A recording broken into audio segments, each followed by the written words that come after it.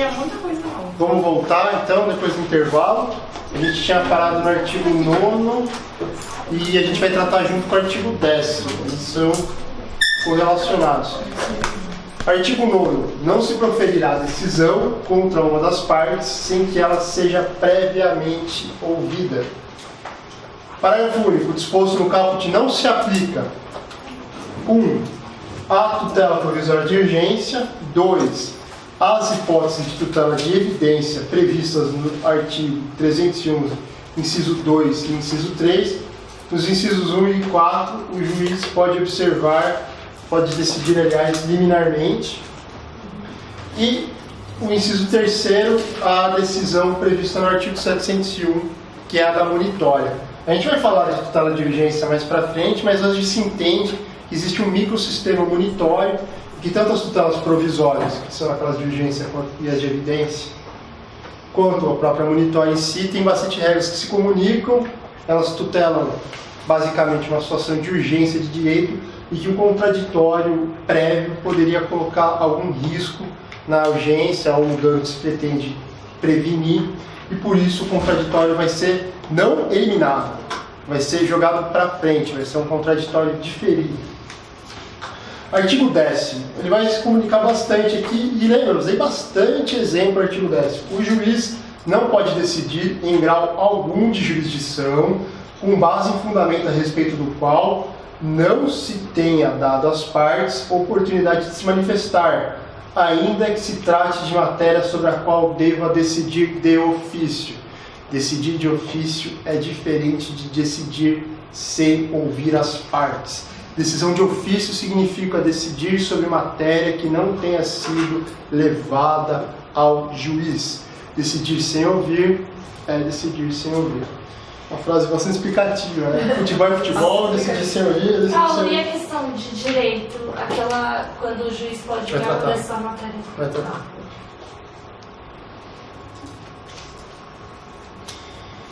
Aí, ó, lembra? Contraditório, um dos elementos do conceito de processo é o reflexo do princípio democrático da estruturação do processo. Democracia no processo é participação, a qual se opera pela efetivação da garantia do contraditório. Isso vai dialogar de novo com o modelo cooperativo, com o modelo de diálogo participativo, com as partes tendo o poder de influenciar e podendo de fato ajudar o juiz na construção de uma solução jurisdicional que seja pelo menos mais idônea à pacificação do conflito.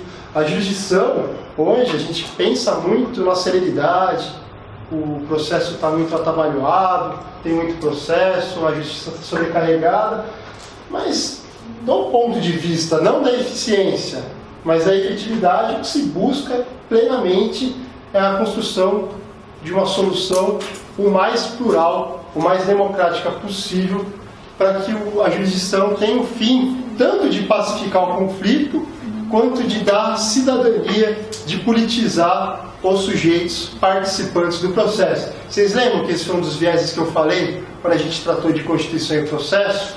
O viés de politização, o viés democrático do processo, de participação no poder. Eu usei o exemplo da ação popular, falei da educação em direitos que se opera do juiz para as partes, das partes para o juiz.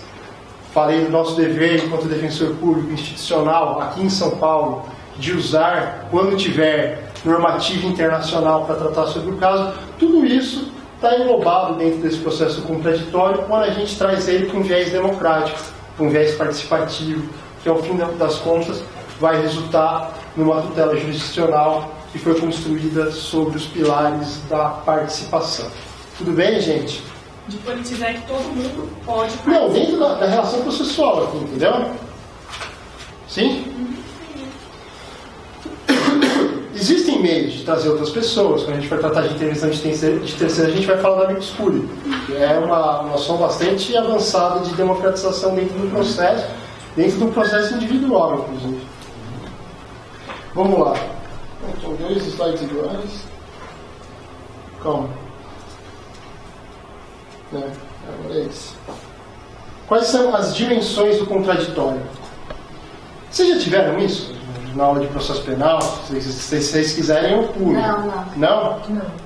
Dimensão formal. Tradicionalmente se diz que o contraditório é composto da ciência e da oportunidade de manifestação, foi aquilo que eu falei para vocês quando a gente estava tratando do modelo cooperativo. Poderia ser resumido a participação, ciência, audiência, comunicação, tudo bem?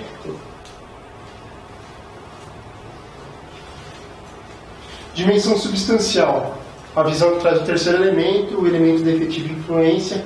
Essa dimensão substancial vai impedir a decisão surpresa, que é a do artigo 10º. O juiz não pode decidir sem falar com as partes, ainda que ele possa decidir de ofício. O artigo 9º também fala que não pode decidir sem ouvir as partes. Aquela decisão que diz a respeito a coisa que não foi submetida ao contraditório. Então, na dimensão substancial, a gente vê de novo aqui o artigo 10 sendo usado como exemplo, e a necessidade de que, para que se tenha uma decisão de qualidade, se ouçam as partes. Até porque, mesmo uma decisão de ofício, o juiz pode ter dúvida. E se tem uma causa suspensiva ali da prescrição, por exemplo? A prescrição ele pode decidir de ofício, tá? Não pode. Mas, né, pode ser que, ouvindo as partes, ele mude de opinião. Pode ser que tenha uma renúncia a isso. Vai saber. Defesa técnica faz parte da dimensão substancial, porque é através da defesa técnica que a gente vai ter um poder de influência forte no juiz, né? Sim. Então, quando a gente fala no processo penal, por exemplo, se defende dos fatos e tal, né? Olha, talvez não, né? Tem muita diferença entre você se defender de um furto e de um roubo, por exemplo. Quem vai exercer esse tipo de defesa técnica, vai exercer o poder de influência, no fim das contas, o advogado, certo? Então, a defesa técnica é tão importante, faz tanto parte quanto a defesa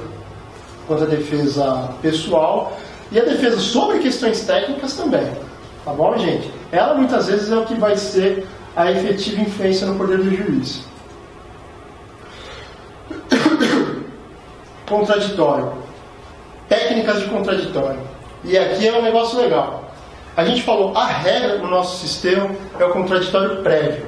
Porque qualquer decisão vai ter que respeitar informação, oportunidade de participação e abertura para uma influência daquilo que as partes estiverem trazendo ao conhecimento do juiz. Então, a regra é o contraditório prévio, que é o que vai respeitar esses três elementos antes da decisão.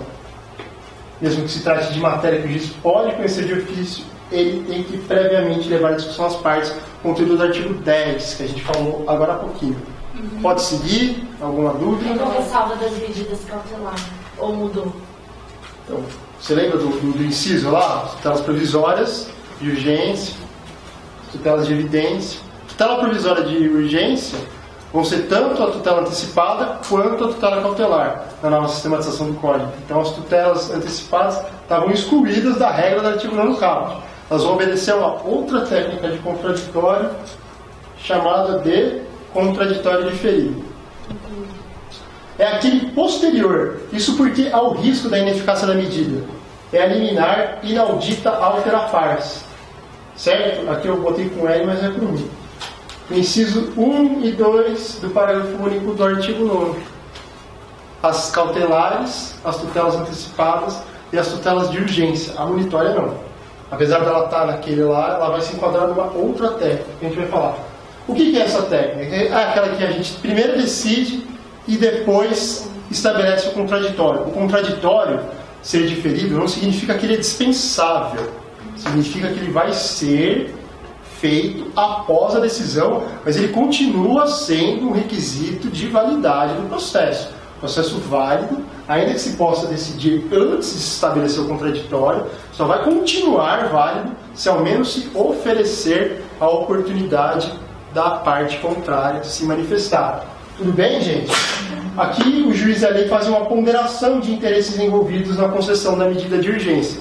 Nem sempre, porque a medida é de urgência, ela vai ter que ser deferida antes de se abrir a manifestação à parte contrária. Aliás, tem sido comum que alguns juízes, inclusive, pelo que se trouxe, falam, olha, eu vou deixar para decidir a questão trazida em tutela de urgência depois da parte contrária se manifestar. Tudo bem? Não tem problema. É que a lei bota aqui uma possibilidade expressa de haver essa previsão de ponderação e essa possibilidade aqui no interesse entre tutela jurisdicional efetiva e contraditório prévio, tá bom?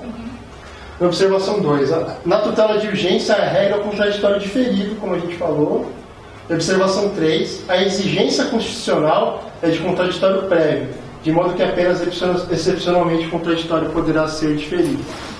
Essas observações falam muito a mesma coisa, né? Aí, ó. E por último, contraditório eventual. É uma técnica de instauração do contraditório que não é automática, depende da iniciativa do réu, valorizando-se o seu comportamento. Exemplo, a própria ação monitória. A ação monitória, se o réu não embargar embargos monitórios que têm natureza de ação autônoma impugnativa, ela vai inaugurar uma nova relação dentro de um processo. O processo segue, o título executivo se forma e pronto, acabou, tá bonito. O contraditório, ele pode existir, mas ele depende de uma atuação do réu. Ele não é necessário para que o procedimento previsto sob essa técnica seja considerado válido. Tudo bem, gente? Não se instala no contraditório imediatamente como no processo contumacial. O que é o processo contumacial? É aquele que a ausência do contraditório gera contumácia.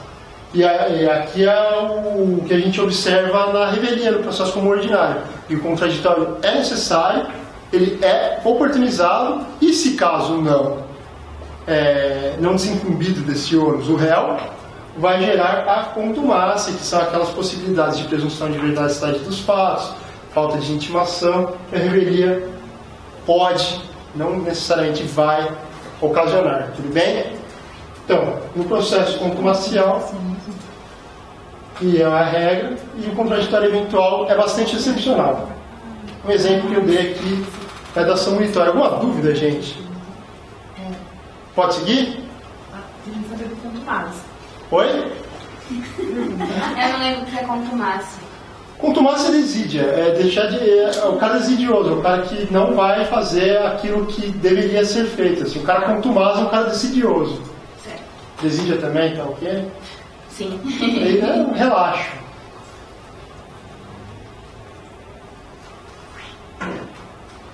Decisões de ofício. A regra geral do artigo 10. Como eu disse anteriormente, decidir de ofício não é a mesma coisa que decidir sem ouvir as partes. Uma coisa é o juiz poder agir sem a provocação das partes, coisa bem diferente é poder agir sem ouvi-las previamente, que fere a cooperação, a dialética e, no limite, até mesmo a imparcialidade. Tudo bem, gente?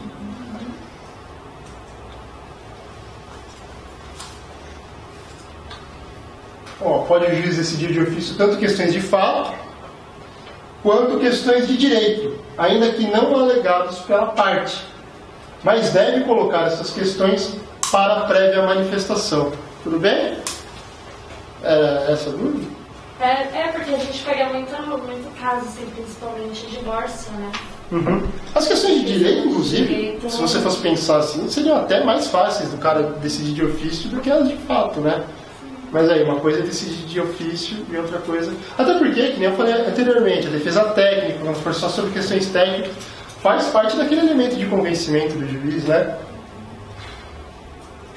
Mas os que eu vejo normalmente é quando não tem conflito, contradição entre a petição. Mas você já pegou o caso, mesmo sobre a vigência do Código Novo, que o juiz decidiu de ofício? Não.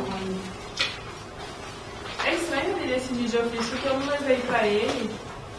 Mas ele pode, existem matérias de ordem pública, por exemplo, a prescrição.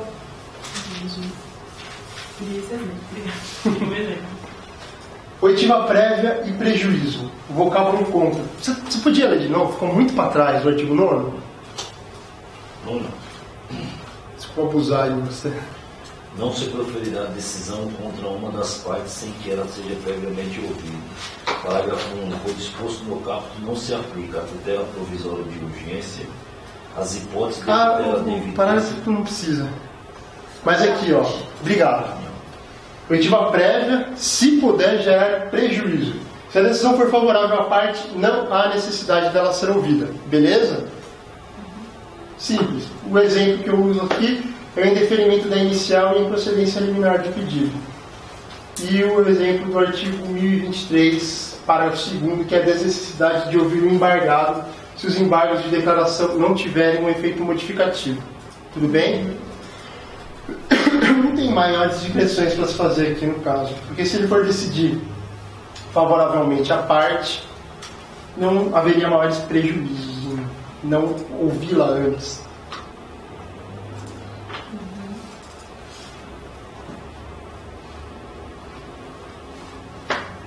Existem, contudo, exceções. O parágrafo único do artigo 9º, que ele acabou de ler, que a gente falou ali, que são as exceções da tutela de urgência, tutela de evidência e monitória. O artigo 562, que fala da tutela antecipada de evidência possessória.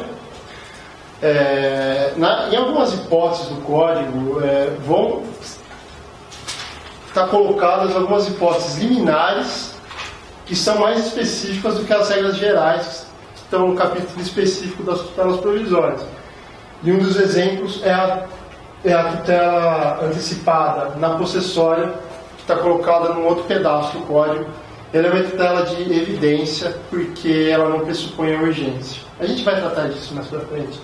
O mandado monitório, o artigo 59 da Lei de Locações, em que a tutela provisória também de evidência no processo de despejo. Todas essas são exceções da oitiva prévia, não necessariamente do prejuízo, tá bom, gente? E aqui a ponderação, que eu já falei aquela hora, né?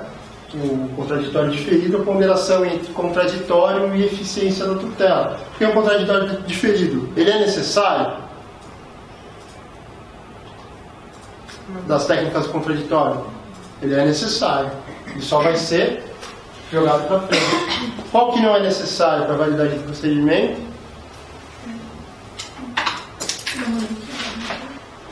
Prévio, diferido eventual. Eventual. Ânimo! Eventual! 20 minutos de café, os caras estão dormindo aqui. Ampla defesa. É o outro princípio que se pode extrair da leitura dos artigos 9 e 10. Complementar ao contraditório é o instrumento de atuação do direito de defesa. E aqui o Didier faz uma observação que eu achei interessante, e que realmente, quando a gente pergunta de diferença de ampla defesa para contraditório, a gente consegue fazer esse link instrumental. Assim, a ampla defesa é instrumental ao contraditório. Todos os instrumentos que você pode fazer, se valer, para que se efetive informação, participação e possibilidade de influência. Nesse sentido, ele identifica como conteúdo substancial do contraditório. Certo? Tudo bem? Desculpa. Aqui, artigo 12. Artigo 12 mudou, hein, gente? Da redação que foi aprovada, teve depois uma lei em 2016 que alterou essa redação por conta da suposta obrigatoriedade que essa regra traria. O artigo 12 é o que fala sobre a ordem cronológica do julgamento de acordo com a conclusão. Como é que era a redação antiga do caput? Os juízes e os tribunais deverão obedecer à ordem cronológica de conclusão para proferir a sentença ou acórdão. A nova redação: os juízes e os tribunais atenderão preferencialmente a ordem cronológica de conclusão para proferir a sentença ou acórdão. Foi isso que mudou. Parágrafo 1º. A lista de processos aptos a julgamento deverá estar permanentemente à disposição para consulta pública em cartório e na rede mundial de computadores. Essa não sabia. Onde é que acha? Na rede mundial de computadores. Estão excluídos do caput as sentenças proferidas em audiências homologatórias. Ó, eu vou passar a leitura disso aqui. Quando a gente for tratando especificamente dos temas, a gente lê, beleza? Pra gente ganhar tempo. Quando ele fala nessa parte preferencialmente, que A gente ele vai mudou falar ali, disso. você vai falar? Parágrafo 6º. Obediência à ordem cronológica. Regra, não é princípio. Essa regra aí, vamos tirar só para... Essa regra aí poderia ser considerada como uma concretização de qual princípio, sim?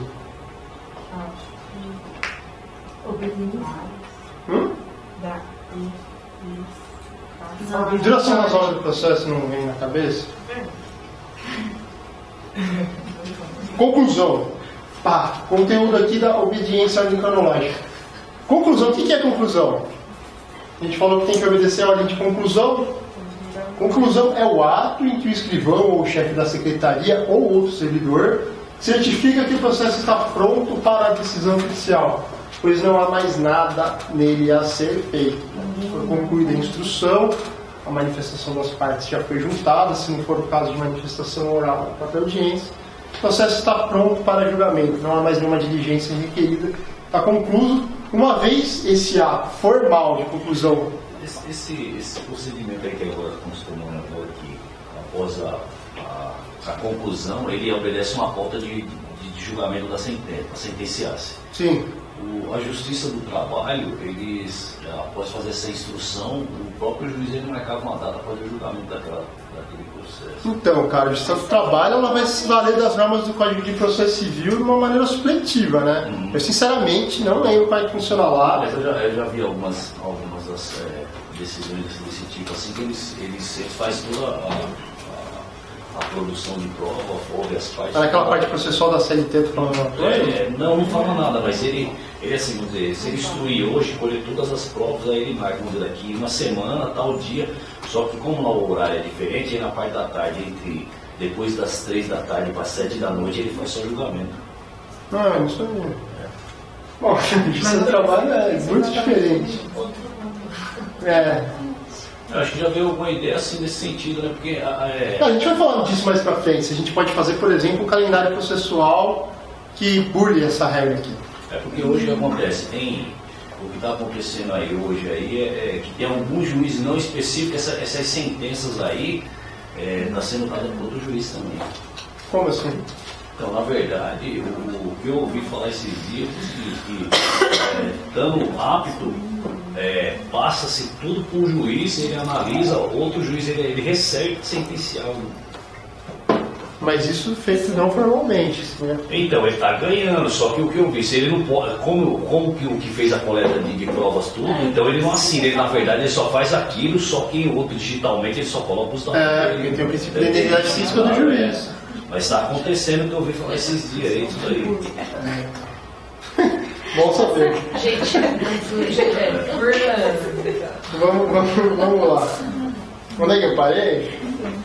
Pela regra, o juiz deve preferencialmente julgar os processos de acordo com a ordem cronológica. Trata-se de regra que concretiza aí, ó, igualdade e duração razoável do processo. Igualdade porque é óbvio, né? Chegou primeiro, vai ser atendido primeiro. A não ser como nos casos das listas que a gente vai tratar mais pra frente. Listas preferenciais, criança e adolescente, idoso e etc. Observação também se aplica ao chefe de secretaria ou escrivão nessa regra, beleza? Ele deve preferencialmente tomar as providências que cabem a ele, de acordo com a ordem de chegada também. Exceções. As exceções estão contidas no parágrafo 2º do artigo 12. Bom, depois a gente lê. Alguém tem um código para emprestar? Eu, uma marida? Aí não dá tanto trabalho para ninguém. Obrigado. Artigo 12. Parágrafo 2º. Estão excluídos da regra do caput as sentenças proferidas em audiência, homologatórias de acordo ou de improcedência liminar do pedido, o julgamento de processos em bloco para aplicação de tese jurídica firmada em julgamento de casos repetitivos, julgamento de recursos repetitivos, as decisões proferidas com base no 485 e 932, o julgamento de embargos de declaração. Normalmente, pessoal, são aquelas decisões que não vão no mérito da causa ou são decisões incidentais que já tem um processo instalado ali, ela foi e voltou. Não teria sentido que por ir e voltar, ela voltasse ao fim da fila, porque isso poderia gerar, inclusive, burla por parte de quem não se interessasse numa decisão rápida.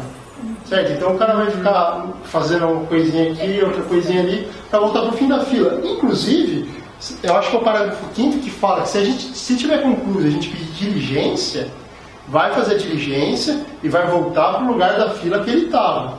A gente deixa um cone lá guardando nosso lugar, tira e volta.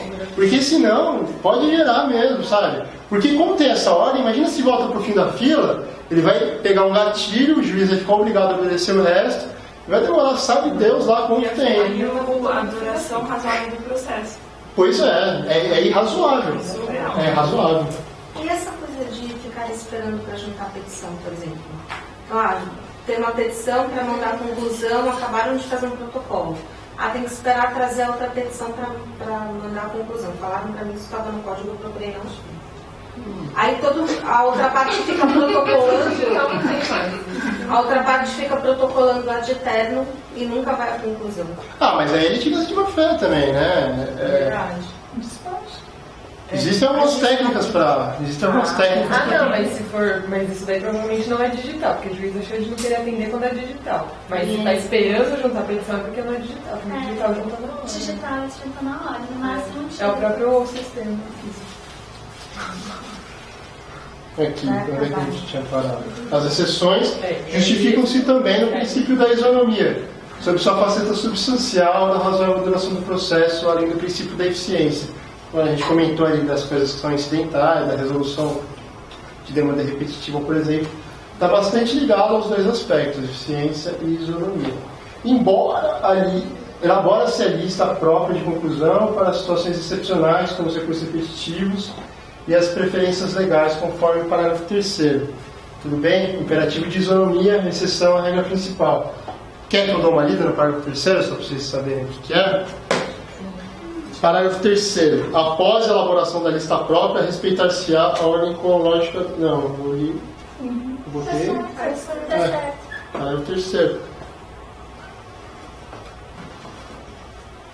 O parágrafo 6º traz exceções nas quais, apesar de o processo se manter na fila a qual originariamente pertenciam, furam a fila. O processo anulado, salvo a necessidade de diligência, e a hipótese do 1040, inciso 2 do Código. Vamos ver o que é o 1040, inciso 2.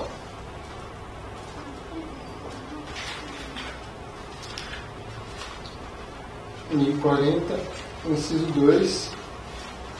É importante a gente dar uma lida no código quando o próprio código fizer remissão a outro artigo, que senão a gente fala, beleza, 1040, inciso 2. Mas tem que dar uma olhada, né?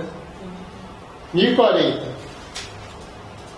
Está falando, está no capítulo do julgamento dos recursos extraordinários especial repetitivos. Aí vamos lá. Publicado o acórdão paradigma, inciso 2. O órgão que proferiu o acórdão recorrido na origem reexaminará o processo de competência originária, a remessa necessária ou recurso anteriormente julgado, se o acórdão recorrido contrariar a orientação do Tribunal Superior. Essa é uma hipótese nas quais, apesar do processo se manter na fila a qual originalmente pertenciam, ele fura a fila. Tudo bem, gente? Então, sempre que tiver, isso é uma dica, assim, tal artigo, dá uma olhada, é rapidão e tal, e a gente entende melhor o artigo, porque senão a gente esquece muito fácil. Que nem o artigo ali da exceção do contraditório, as hipóteses do 701. Vai lá, escreve, monitora do lado. Mas esse 1040 é muito difícil. Ele é meio complicado. Então, isso aí vai ser tudo tratado na parte de processos dos tribunais. Aí provavelmente é o Felipe que vai dar isso no segundo módulo. Porque se a gente vai mais pra frente dar uma lida, isso. Então, sabe o que é bom também? Às vezes você vê pelo menos o capítulo em que está inserido aquilo, assim, sabe? Se tiver com pressa. Normas fundamentais, artigo 12. Estamos acabando. As exceções, parágrafo 6 traz as exceções, nas quais, apesar de se mantiverem na fila a qual originalmente pertence, furarão a fila. Eu já li, né? Quais são?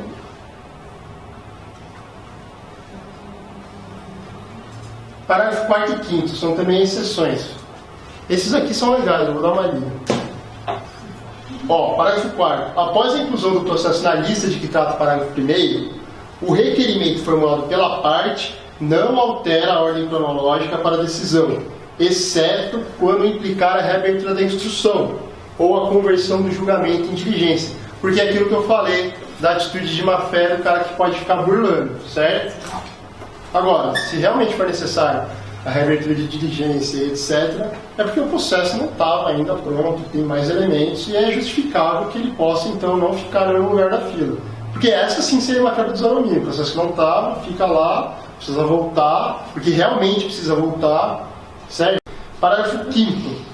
Decidido o requerimento previsto no 4º, o processo retornará à mesma posição que anteriormente se encontrava na fila, tá bom?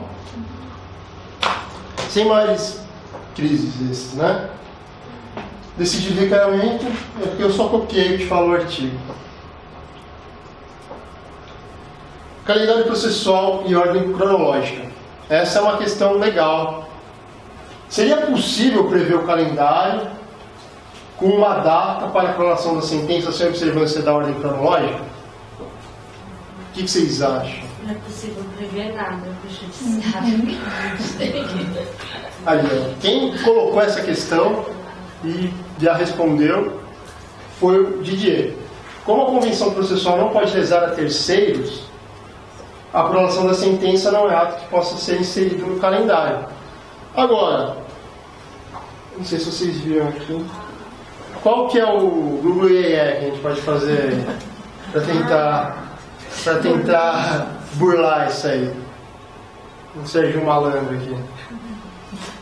A gente prevê uma data para audiência. Se na audiência o juiz for prolatar a sentença, a gente pode prever a data da audiência no calendário processual. E se na audiência o juiz prolatar a sentença, é como se a gente estivesse escolhendo a data da sentença. Beleza? Mas formalmente a gente não está escolhendo a data da sentença, a gente está escolhendo a data da audiência. Olha lá.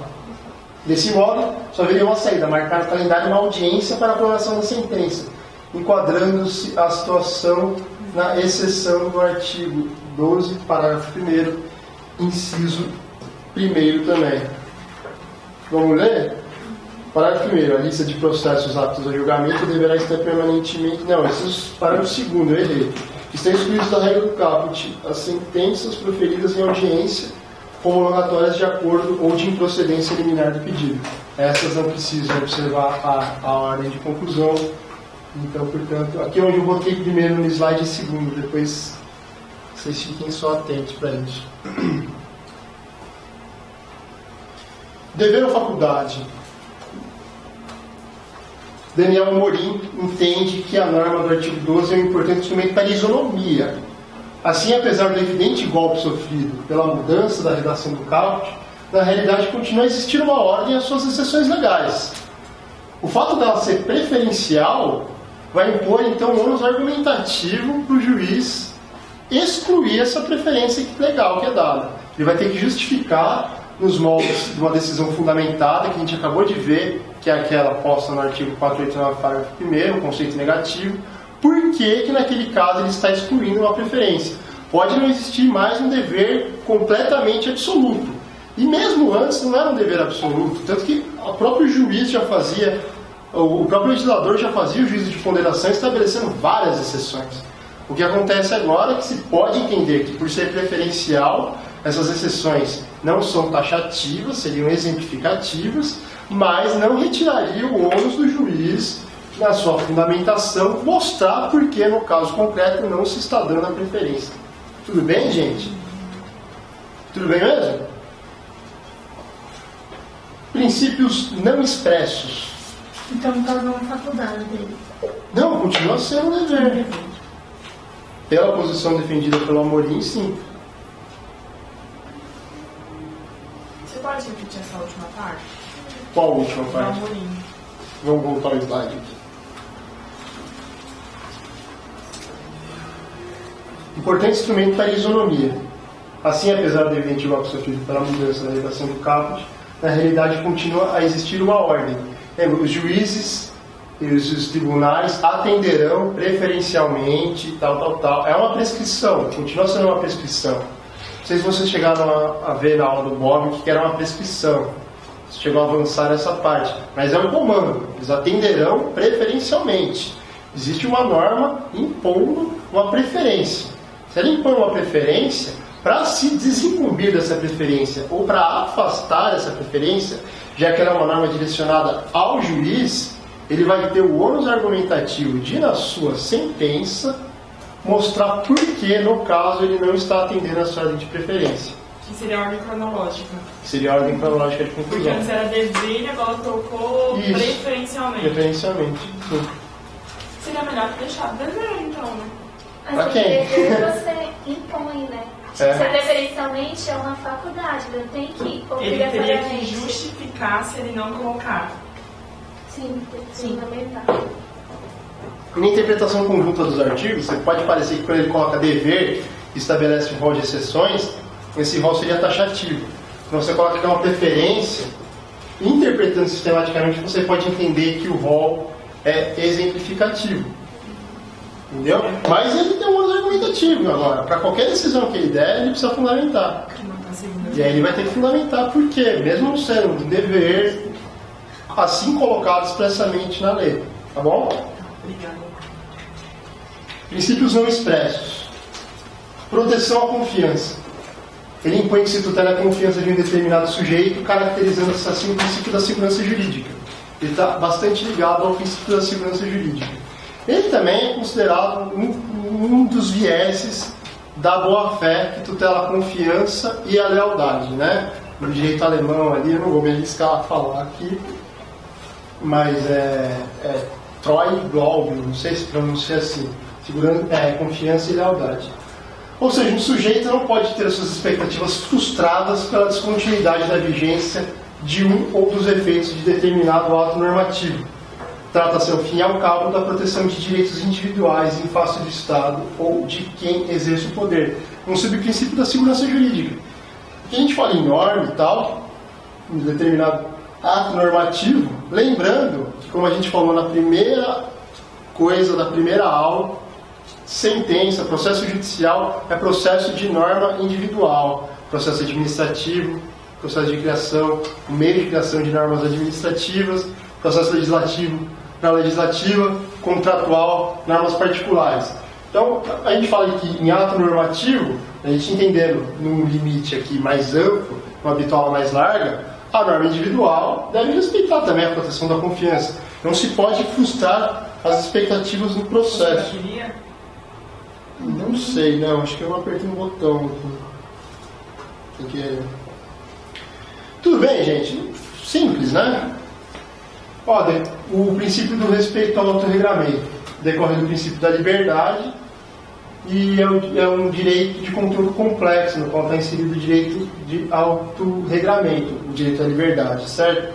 Então, o fim dele, que é a obtenção de um ambiente processual em que o direito fundamental de se autorregular possa ser exercido pela parte sem restrição ou não razoável ou injustificada, torna o processo um espaço de exercício de liberdade, e hoje a gente tem a cláusula aberta, a cláusula genérica de possibilidade de negociação processual, que é o artigo 190 do Código de Processo Civil. Existem negócios processuais típicos, calendário processual, inversão de ônus da prova, consensual, mas existe como consagração do princípio do autorregramento no processo, especificamente, uma norma genérica que permite a autorregulação, óbvio, nos limites daquilo que não for cogente, como, por exemplo, a gente falou agora há pouco, no negócio jurídico processual, que falasse uma data para sentença, que pudesse burlar ali uma regra que tem um interesse público muito mais elevado do que o interesse particular, certo? Aí o estímulo à autocomposição, e o regramento, o estímulo ao regramento também, são todos vieses desse princípio que não está expresso. Ele é extraído da Constituição e, como a gente leu o artigo 1º, se aplica a Constituição, o Código de Processo e tudo mais, sem maiores sofrimentos, beleza, gente? Ele é implícito, mas não é difícil de achar onde ele está. A adequação do processo relaciona-se com a efetividade. O processo efetivo deve ser adequado àquilo que se tutela, levando em conta também as pessoas em juízo, o consumidor, por exemplo. O processo adequado, ele está muito ligado à adequação do procedimento, na verdade. Então, quando a gente começa a tratar de tutela específica, de dar o que se pede num tempo razoável, de uma maneira mais efetiva possível, para que se tutele o direito da forma satisfativa, para que se dirima o conflito, não só se suspenda, a gente percebe que a técnica processual ela também diz respeito a uma efetividade da tutela. Então nem sempre só a urgência e nem sempre só, sei lá, a evidência, como seria o processo agora, o monitório também, que é muito urgente e tudo mais.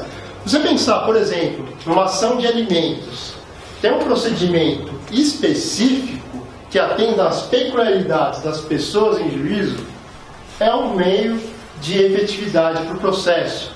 Uma ação possessória que permita ali a posse nova, a liminar inaudita alteratar, a fungibilidade entre as tutelas provisórias, entre as tutelas possessórias, que segundo o tempo, uma situação de turbação pode virar um esbulho muito rápido, e permitisse essa fungibilidade no procedimento adequado à situação e às pessoas colocadas em juízo, é atendimento à efetividade. Então, se alguém for perguntar o que é o conteúdo da adequação do processo, é isso. É um procedimento adequado ao direito que se tutela em juízo, com vistas a se dar a tutela específica e com vistas a, no critério de isonomia, atender melhor a situação das pessoas que estão colocadas em juízo. Tudo bem, gente? Dúvidas? Não? Vou seguir adiante, então. Tá bom? Estava esquecendo. Além desses procedimentos previstos especiais, existem algumas passagens que são colocadas para que o juiz possa adequar melhor o próprio procedimento ordinário. A dilação de prazos, a redistribuição do ônus da prova, que hoje é dinâmica no processo, para o juiz verificar a dificuldade extremada de algumas das partes poder provar aquilo que se está colocando. Ele pode distribuir dinamicamente o ônus da prova antes, na fase saneadora do processo, tudo bem? Pode ainda haver a adequação negocial no processo, em que as partes conseguem, elas, estabelecer diversas regras. Pode até excluir alguns meios de prova, algumas fontes de prova. Podem, elas, botar num calendário processual excluída ali a regra da sentença, porque isso vai ser muito mais efetivo para a solução do direito que elas buscam em juízo do que não. Tanto que você não é obrigado a procurar a solução jurisdicional. Você pode buscar a solução autocompositiva hoje em dia, que é até estimulada dentro do próprio juízo. Quando o réu é citado, ele não é citado para responder, ele é citado para comparecer a uma audiência de conciliação. E se lá não tiver acordo, vai começar a correr dali o prazo para ele responder. A não ser que ambas as partes digam que elas não querem participar dessa audiência de conciliação. Então, se você pode mais, que é buscar uma regulação privada daquilo, inclusive com depois uma homologação judicial, você pode menos, que é mexer em acordo, prova, etc., desde que isso não fira o interesse da jurisdição, o interesse público, já que a relação jurídico-processual é uma relação de direito público. Tudo bem? Beleza? A aplicação das normas. Estão avançando. Agora já não são mais as normas fundamentais. São normas que são regras, basicamente, que vão dizer como se aplicam as normas no Código de Processo Civil. Isso aqui, mais do que as normas fundamentais, evidencia de um jeito bastante forte a diretriz da operabilidade no Código, né? Uma norma falando como se aplicam as normas dela mesma é uma norma que tende à operabilidade, que tende a uma facilitação do operador de direito no manuseio, para evitar, inclusive, problemas hermenêuticos, problemas de obsolescência da norma. Certo? Vamos lá? Vamos ler o artigo 13, então. A jurisdição civil será regida pelas normas processuais brasileiras, ressalvadas as disposições específicas previstas em tratados, convenções ou acordos internacionais de que o Brasil seja parte. Vamos aqui analisar esse artigo, então. Ele trata da norma processual civil no espaço. Aplica-se na atividade jurisdicional brasileira as normas criadas no nosso território. Tanto o CPC como as legislações esparsas. O Código Civil, o ECA, tem bastante norma processual também, por exemplo. Além dessa legislação, aplica-se também aos tratados, convenções, acordos, tal, no território nacional que são incorporados. Quando são incorporados, apesar de eles não terem sido produzidos fora do país, eles fazem parte do ordenamento jurídico interno. Isso é tranquilo, né? Beleza? Um artigo fácil de entender, certo, gente? Não tem maiores complicações. Alguém tem alguma coisa para falar daquele artigo lá? Artigo 14. Ele tem que ser lido em complementariedade com o artigo 1046, que trata das disposições transitórias. Isso porque ele fala da norma processual no tempo. E quando a gente fala das normas no tempo, a gente tem que estar sempre atento às disposições transitórias que vão regular essa passagem do ordenamento antigo para o ordenamento novo. Tem muitas situações que surgem e, por algumas especificidades, várias normas acabam excepcionando a regra geral. Vamos para a regra geral. A norma processual não retroagirá e será aplicável imediatamente aos processos em curso, respeitados os atos processuais praticados e as situações jurídicas consolidadas sob a vigência da norma revogada. Não sei se vocês lembram, quando a gente falou do conceito de processo, de procedimento, animado pelo contraditório, e quando a gente falou de procedimento, a gente falou que o procedimento era um ato jurídico complexo, um ato que em si, visto de fora, é único, mas que visto de dentro é composto por vários atos separados, coligados, com uma relação lógica temporal. E que eu falei nessa oportunidade que isso tinha um reflexo importante na teoria das nulidades, porque um ato nulificado não nulifica o processo inteiro, mas dali para frente. Olha outro reflexo aqui. Temporal.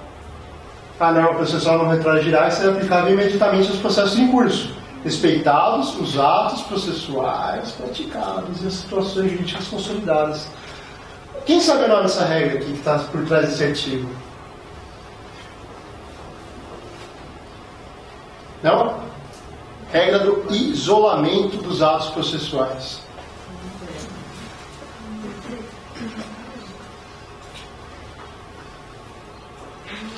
Você vê, é bom ter uns conceitinhos, né, gente? Ajuda, pô. Ajuda mesmo. Isolamento da regra processual? Isolamento, isso. Dos atos processuais. 1046. Uma norma que é preciso ler em complementariedade ao artigo 14. Ao entrar em vigor esse código, suas disposições se aplicarão desde logo aos processos pendentes, ficando revogado o código anterior. Beleza? Vamos lá então. Aplicação da norma no tempo. Aplicação imediata e regra de isolamento dos atos. Essa é a regra. Contudo, há situações em que é difícil perceber o que são situações jurídicas consolidadas na vigência da norma. E o exemplo é a mudança da defesa típica do executado de embargos para impugnação do cumprimento de sentença, que substitui o processo autônomo. Existem situações que geram essa dificuldade prática de você ver se essa situação já está consolidada, se ela não está. Como é que a gente vai ver isso? Porque uma coisa não é falar, situação consolidada, outra coisa é a gente conseguir perceber. Assim, o STJ reconhece aqui, jurisprudência é importante. Nesses casos de difíceis de direito intertemporal, desde antes, com as mudanças do próprio CPC de 73, essa é uma jurisprudência que não foi feita sobre o Código Novo, mas é uma jurisprudência de interpretação de normas, não o Código Velho. Então, a aplicação do princípio da fungibilidade. Tudo bem, gente? Óbvio, existem algumas diretrizes para a aplicação desse princípio da fungibilidade. Não pode ser um erro grosseiro, não pode ser uma situação ali completamente absurda em que a gente vai aplicar isso. Tem que ter uma dúvida razoável e uma dúvida objetiva. Tudo bem, gente? Informativo 379 e 383. Se vocês quiserem dar uma olhadinha. E ainda sobre o artigo 14. Soluções, melhor dizendo, pontuais. Eu falei, existem algumas situações em que é melhor regular de outro jeito. Por exemplo, o direito probatório é uma delas. E as disposições finais do Código, o legislador, se atentando sobre isso, criou algumas normas que não vão seguir a vigência imediata, por exemplo, o isolamento dos atos. A gente vai ver aqui, ó.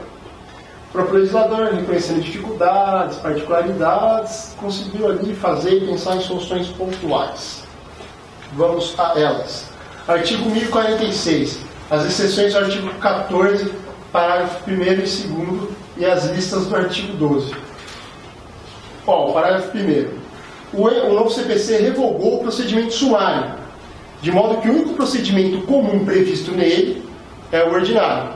Lembrando que o procedimento do juizado especial também é considerado comum. Tudo bem, gente? Comum sumaríssimo. Que passará a ser chamado simplesmente de procedimento comum, não será mais chamado de procedimento comum ordinário, porque não existe mais essa diferenciação entre ordinário e sumário. Mas, e quais ficam os processos que estavam iniciados sobre o procedimento sumário? O procedimento sumário era um procedimento bastante diferente, assim. Então, tentar agendar ali ele com as regras do ordinário, que agora passou a ser só comum, ia gerar uma série de situações dificultosas e um retardamento talvez indesejado, confusões indesejadas. Qual foi a solução? Os que começaram sob rito sumário continuam. Isso é o que se chama de ultratividade. É quando a norma anterior consegue avançar para além do tempo em que ela foi revogada. Retroatividade é o contrário. Para a norma que está sob a vigência, se aplica a situações de vigência antiga. E elas estão sobre o mesmo gênero, que é extra, fora, atividade.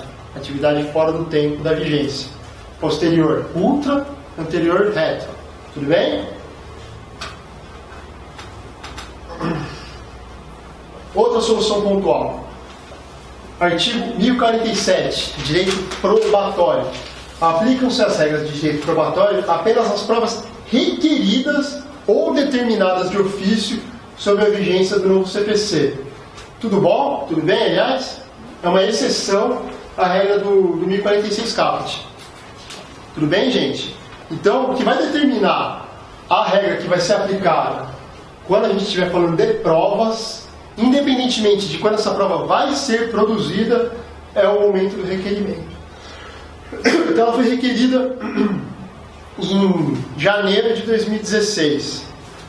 Mas ela está sendo produzida agora, a gente vai aplicar as regras anteriores.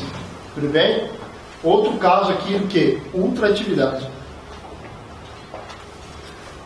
Vamos seguir. 1048. Prioridades ilícitas. Interpretar em conjunto com o artigo 12. E agora a gente vai ter que ler o artigo 12. Você vê que ficou completa essa parte aqui no slide. Eu pulei o 1048.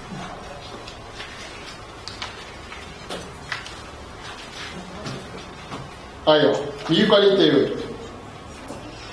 Terão prioridade de tramitação em qualquer juízo ou tribunal procedimentos judiciais em que figure como parte pessoa com idade igual ou superior a 60 anos, os idosos, certo?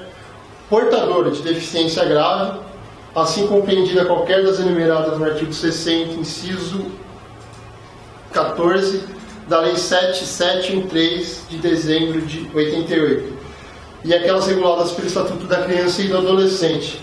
São regras que visam a isonomia, e elas são interpretadas no artigo 14, porque o artigo 12, aliás, que é aquele que fala da prioridade, porque no artigo 12 existem listas diferentes. Então existe uma lista ordinária, existe uma lista das prioridades. A interpretação conjunta é somente por causa disso, tudo bem, gente? Então existe a lista ordinária e a lista das preferências. E a lista das preferências vão ser das preferências que é o idoso, pessoa portadora de deficiência grave, ou as crianças e adolescentes, sem prejuízo, óbvio também, de outras leis especiais que possam prever preferências, né? Só porque não está no CPC não significa que não vai ter que obedecer uma lista de preferência, certo? Procedimento comum e remissões. Vamos ler. Para não ter botado desse jeito, acho que é só um artigo basta, assim. Estava meio cansado no fim dos slides, mas não é tão válido assim, ó. 1049. Sempre que a lei remeter ao procedimento previsto na lei processual sem especificá-lo, será observado o procedimento comum previsto nesse código. Porque mudou a lei, o Código de Processo, mas as outras leis não. Então, várias delas vão falar, olha, procedimento comum ordinário. Procedimento comum. O previsto na lei sem especificá-lo, quando não tiver especificação também no próprio Código de Processo, a gente sabe que ele está remetendo a esse procedimento comum, entendeu? É mais ou menos igual na Constituição, quando fala lei, sem especificar. Existe lei delegada, lei ordinária, lei complementar, Não está escrito isso lá, mas é a lei ordinária. É uma regra de interpretação, tá bom? Parágrafo único. Na hipótese da lei remeter ao procedimento sumário, e que é importante que revogou, será observado o procedimento comum previsto nesse código, com as modificações previstas na própria lei especial, se houver. O código mudou várias leis especiais também.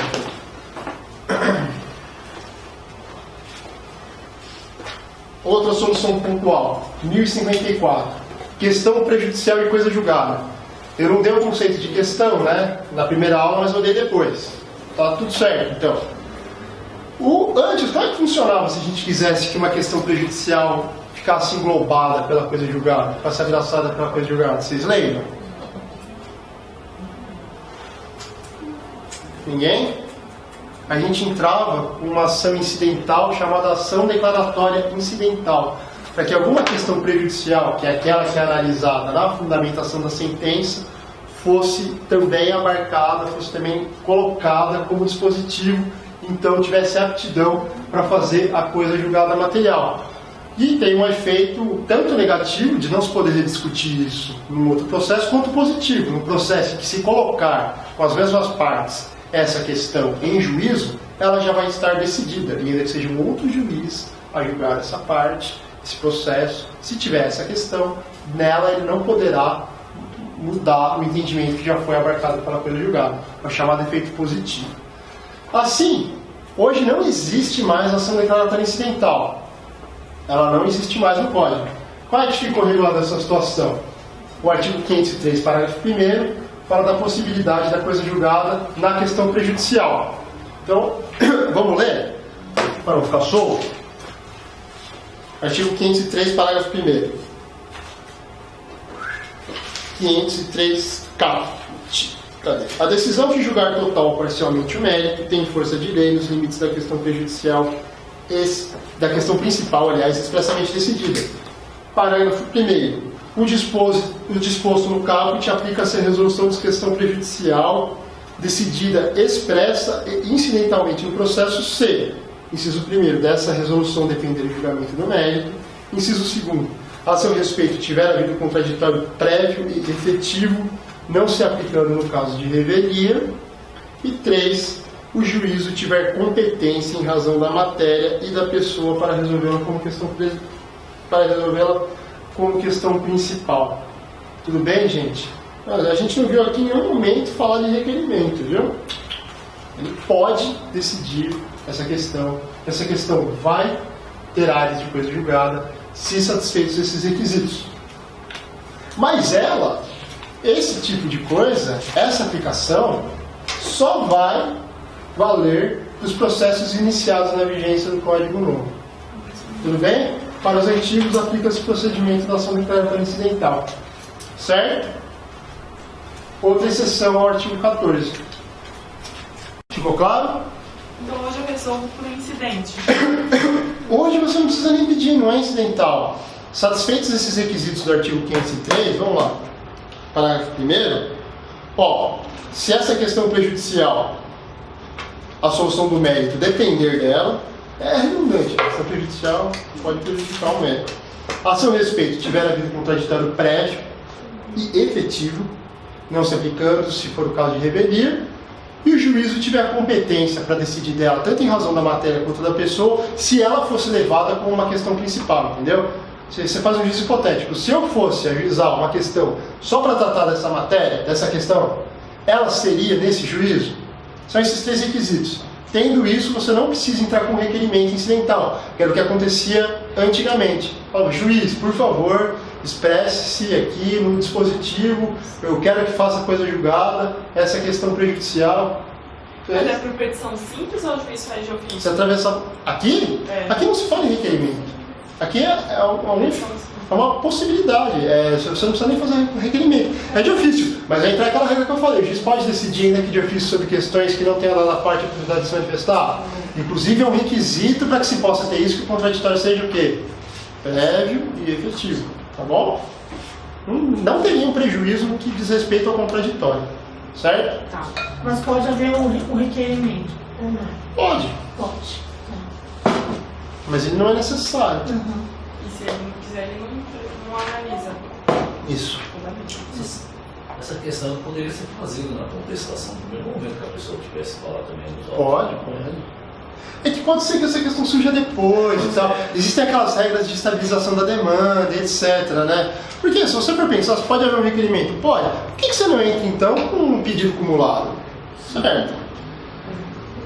Se fosse o caso, você entraria. Essa questão, ela está bastante ligada com algumas outras regras procedimentais mesmo, estabilização. Às vezes você já fez o pedido, já foi citado o réu. Como é que você faz para mudar um pedido se já foi citado o réu? Tem que pedir autorização para ele, e depois do saneamento. Acabou, nem assim. Artigo 14, vacatio legis. Vamos lá. A vacatio legis é uma questão que chegou a gerar alguma controvérsia. Quando seria a data de vigência do CPC? Isso faz diferença? Faz. A gente viu que tem regras que dão vigência, tem regras que não. O próprio isolamento dos atos processuais. Data do requerimento ou não. Se eu requerir uma prova em 16, 17 ou 18 de março, vai se aplicar qual? Não é uma discussão tão besta assim. Artigo 1045. Esse código entra em vigor após decorrido 1 ano da data da sua publicação oficial. E aí? Que dia é? Prazo da vacácio, primeiro, antes de a gente entrar no dia, serve para algumas coisas. Eu vou ler aqui porque não tem muito que... Para que os operadores da sociedade tomem conhecimento e se preparem para a incidência da nova lei, para que os tribunais adequem seus regimentos internos, pouca gente fala nisso, mas isso é importante. E terceiro, o Poder Legislativo Estadual adequar a sua lei de organização judiciária também. A gente pensa que é só para os operadores de direito, mas para que o processo possa ser efetivo e eficácia bastante ligada com a administração de justiça, é possível que se dê o tempo também para que o Estado, que é, afinal de contas, um dos destinatários da norma, também se adeque a ela. Tudo bem, gente? Beleza? Assim, é importante levar em conta o entendimento da STJ e do CNJ de que a data de início de vigência do CPC é 18 de março de 2016. Tudo bem? Artigo 15. Estamos avançando. Posso já ler ele? Na ausência de normas que regulem processos eleitorais, trabalhistas ou administrativos, as disposições desse código lhes serão aplicadas supletiva e subsidiariamente. Apesar de não falar expressamente, o mesmo se dá no processo administrativo, que se vale das regras do CPC subsidiariamente. Agora, uma questão aqui. Qual que é a diferença do supletivo para subsidiário? Alguém sabe? Vamos ver? O supletivo tem ideia de complementar, né? Isso. E o subsidiário? Vamos ver aqui, ó. São diferentes as espécies de aplicação das leis. Está no Daniel Amorim. Subsidiário, integração da legislação. Subsidiária da legislação principal, resultando o preenchimento de lacunas ou vácuos. Supletiva, a norma complementar uma à outra. O nosso amigo, como é que se chama? Onivaldo. Respondeu certo. Boa. Eu confesso que eu aprendi lendo no Amorim. E acho que a gente acabou, hein?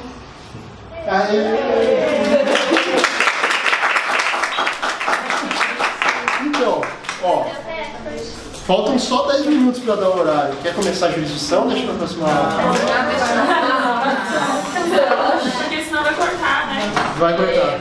Aliás, já cortou isso aí? Esse já é ativo, não? Tá gravando? Vai ficar para bastidores, né?